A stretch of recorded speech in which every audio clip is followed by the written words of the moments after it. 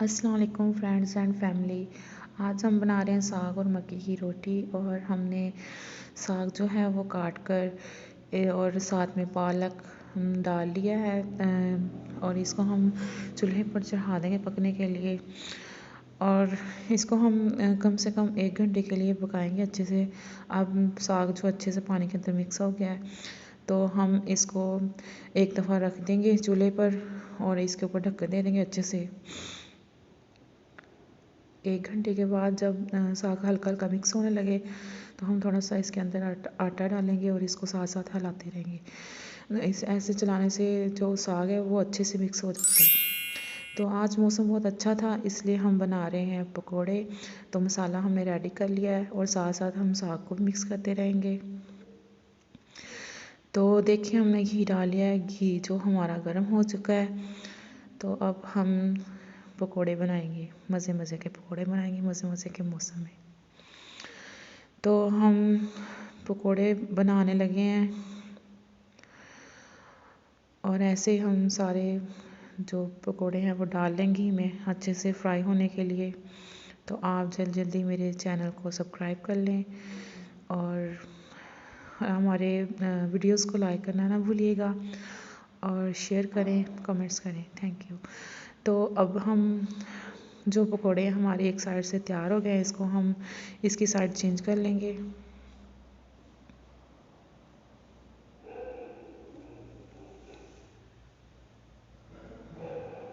देखिए हमारे पकोड़ों का कलर कितना अच्छा है, कितना मज़े के बन रहे हैं। साथ साथ हम साग को भी अच्छे से मिक्स करते रहेंगे ताकि वो एक यकजान हो जाए, अच्छे से मिक्स हो जाए। देखिए हमारा साग का कलर कितना प्यारा है।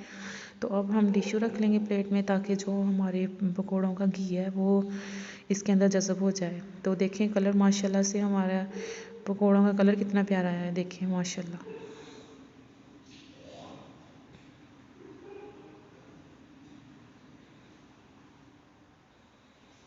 अब हम एक एक करके पकोड़े निकाल लेंगे अच्छे से।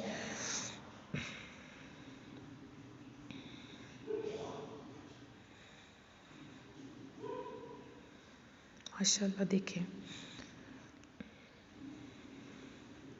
ऐसे हम सारे पकोड़े बना लेंगे, एक एक करके अच्छे से डाल लेंगे।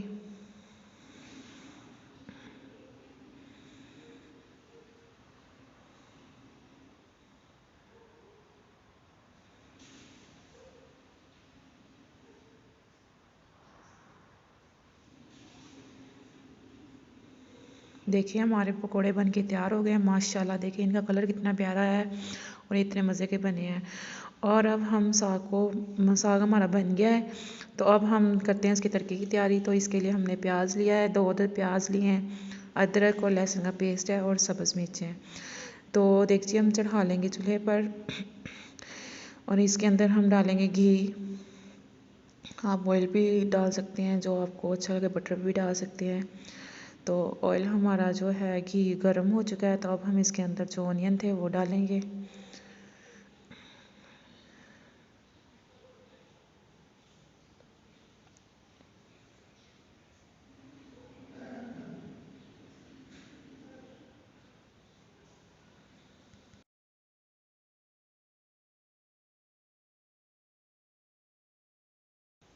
साथ साथ चम्मच चलाते रहेंगे और इसको हम ब्राउन फ्राई करेंगे।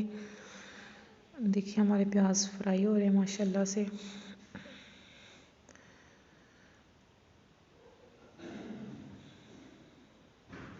हमारे प्याज का अच्छा सा कलर आ गया है। तो अब हम इसके अंदर ऐड करेंगे जिंजर गार्लिक का पेस्ट ऐड करेंगे और उसको भी अच्छे से फ्राई करेंगे।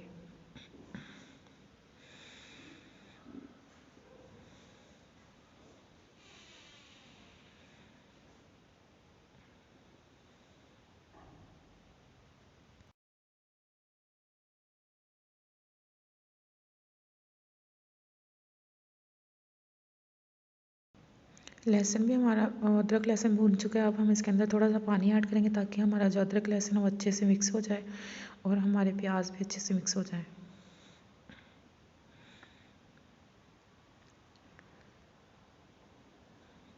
इसको हम अच्छे से फ्राई करेंगे ताकि जो अदरक और लहसुन अच्छे से भुन जाए इसके अंदर, प्याज के अंदर। अब हम इसके अंदर ग्रीन चिली, जो अदरक लहसुन हो उसका पेस्ट भून चुका है, अब हम इसके अंदर ग्रीन चिलीज ऐड करेंगे, उनका पेस्ट ऐड करेंगे और इनको अच्छे से भूनेंगे। अब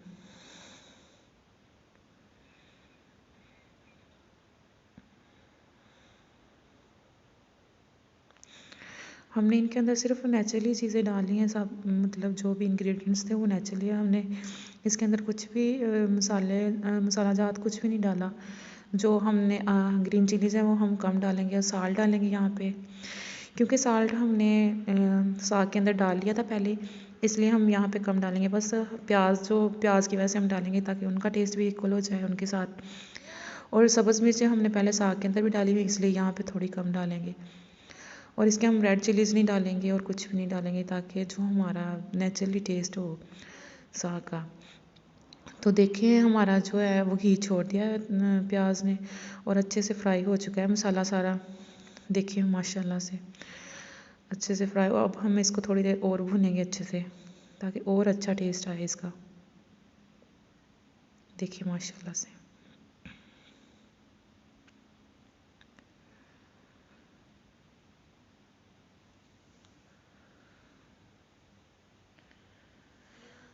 हमारा जो है वो मसाला फ्राई हो गया अच्छे से। देखें घी भी छोड़ दिया। अब हम इसके अंदर डालेंगे मतलब जो है साग डालेंगे। और देखिए माशाल्लाह से कलर कितना प्यारा है हमारे साग का, और सारा देखिए माशाल्लाह से, देखिए माशाल्लाह से कितना प्यारा कलर आया है। साग जो हमने ऐड कर लिया, देखिए पक रहा है। तो हम इसको अच्छे से अब पकाएंगे, इसके ऊपर ढक्कन दे देंगे ताकि ये अच्छे से पक जाए। और उतनी देर हम अब मक्की की रोटियों की तैयारी करते हैं। तो उसके लिए हम पहले एक मक्की का आटा डालेंगे,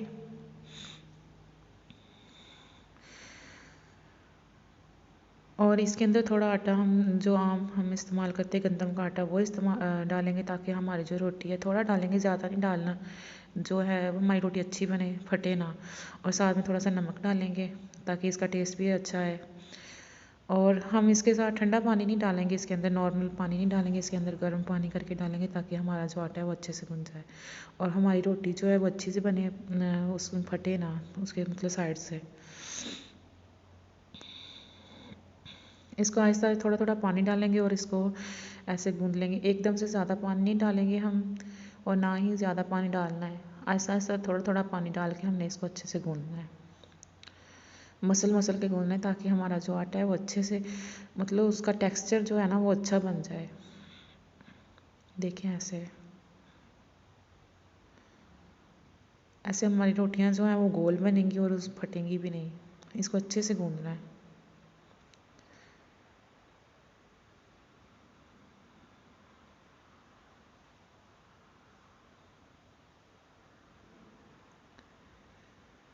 ऐसे सारे आटे को हम ऐसे ही गूंद लेंगे, थोड़ा थोड़ा पानी डाल के, हल्का हल्का, ज़्यादा पानी नहीं डालेंगे, और आटे को अच्छे से गूंद लेंगे। देखिए हम अब हमने जो सारा पानी मतलब आटा जो है गूंद लिया पानी डाल के। तो अब हम इसको इकट्ठे को ऐसे मस लेंगे।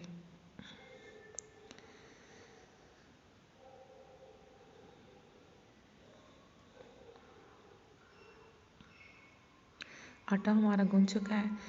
तो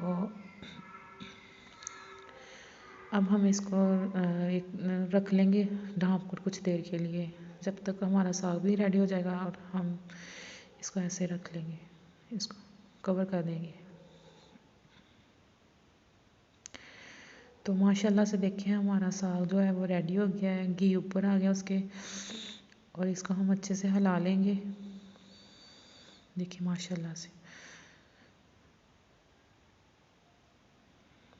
और अब हम जो हमारा आटा था उसको एक साइड पे रख के छोटे छोटे पेड़े बनाएंगे और इसकी रोटियां बना लेंगे।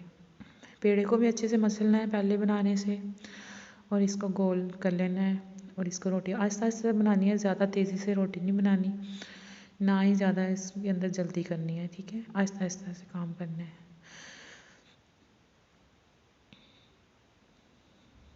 जितना आप आहिस्ता से रोटी बनाएंगे और ये रोटी उतनी अच्छी बनेगी। अगर आप जल्दी जल्दी बनाएंगे तो ये रोटी फट जाएगी। तो हम तवे को भी रख लेंगे गर्म होने के लिए। और इसके अंदर हम ऐड करेंगे थोड़ा सा घी ऐड करें ताकि जो हमारी रोटी है वो तवे के साथ ना चिपके और अच्छे से बन जाए। रोटी हमारी हो चुकी है रेडी।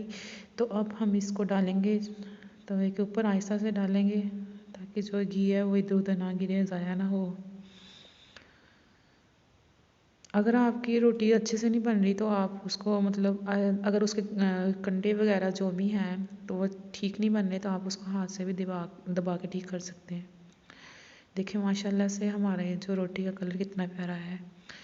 तो अब इसके ऊपर भी हम हल्का सा घी लगाएंगे और इसको अच्छे से पका लेंगे।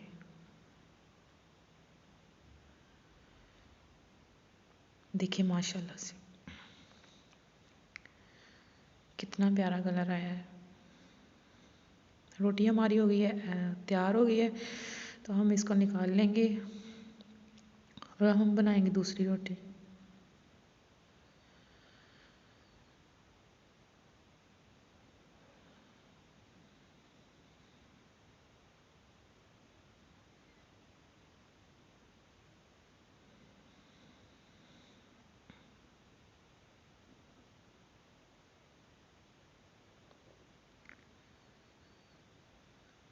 रोटी हमारी तैयार हो गई है। अब हम इसको डालेंगे।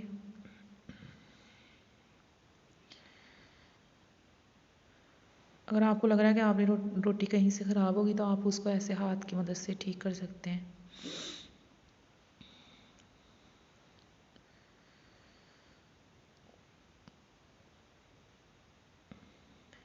ऐसा ऐसा से इसको पलटना है, ज़्यादा जल्दी नहीं करनी। किसी काम में भी जल्दी नहीं करनी चाहिए और इसलिए इसको आहिस्ता आहिस्ता से देखिए देखिए माशाल्लाह से इसका कलर कितना प्यारा है। देखिए इसके ऊपर भी थोड़ा सा घी लगा लेंगे। ऐसे ही हम सारी रोटियां जो हैं वो बनाकर तैयार करेंगे और आहिस्ता आहिस्ता से पकाना है, ज़्यादा जल्दी नहीं करनी, ना ही आग तेज़ हो।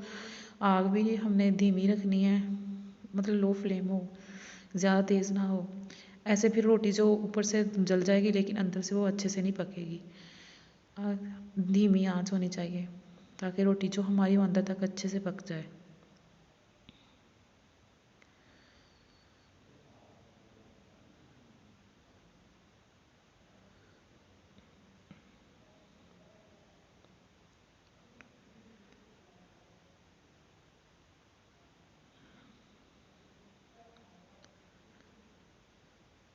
इसको दबाकर बनाएंगे ताकि जो हमारे अंदर से कच्ची ना रह जाए, रोटी अच्छे से पक जाए। रोटी हो गई है हमारी तैयार। माशाल्लाह से देखिए कितना प्यारा कलर आया है इसका। तो हम इसको भी उतार लेंगे और देखिए माशाल्लाह से हमारी रेसिपी हो गई है तैयार आज की। साग और साथ में मज़े मज़े की प्यारी प्यारी सी छोटी छोटी सी रोटियां। तो आप हमारे चैनल को सब्सक्राइब करें प्लीज़, हमें सपोर्ट करें ताकि हम आपके लिए और भी मज़े की